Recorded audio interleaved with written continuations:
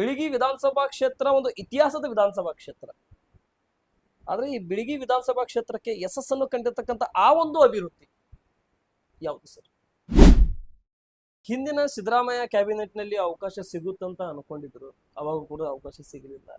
ಈಗ D K Shivakumar cabinet ನಲ್ಲಿ ಅವಕಾಶ ಸಿಗಬಹುದಾ ಸರ್?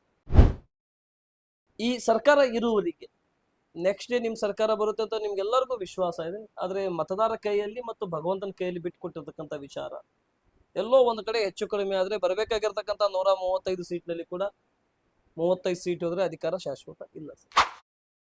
ಆದ್ರೆ ಈ ಪ್ರಾಜೆಕ್ಟಿನ ಮೇಲೆ ತಾವು ಕೂಡ ಕೆಲಸ ಮಾಡ್ತಾ ಇದ್ರಿ, BTD ಅಧ್ಯಕ್ಷರು ಕೂಡ ಕೆಲಸ ಮಾಡ್ತಾ ಇದ್ದಾರೆ, ಪ್ರತಿ 7 ಜನ ಶಾಸಕರು ಕೂಡ ಕೆಲಸ ಮಾಡ್ತಾ ಇದ್ದಾರೆ.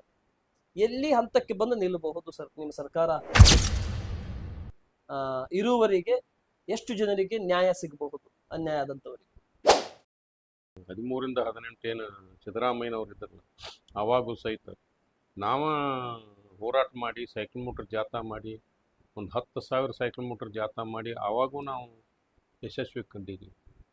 ಆಮೇಲೆ JT ಪಾಟೀಲ್ MLA ಇದ್ದಾಗ ಪ್ರಾರಂಭವಾಗಿ ಮನಗೂಳಿ ಗೌಡರು MLA ಇದ್ದರು, ಅಚ್ಚಕಡೆ ಭಾಗ್ಯ ಇದ್ದರು, ಎಲ್ಲರೂ ಕೂಡ ಎಷ್ಟು ಆಮರಣ ಉಪವಾಸ ಮಾಡಿ ನಾವು ಸತ್ಯಾಗ್ರಹ ಸಕ್ಸಸ್ ಮಾಡಿಕೊಂಡು ನಮ್ಮ ಜನರಿಗೆ ಒಳ್ಳೆಯ ಅನುಕೂಲಗಳನ್ನು ಮಾಡಿಕೊಟ್ಟಿವಿ.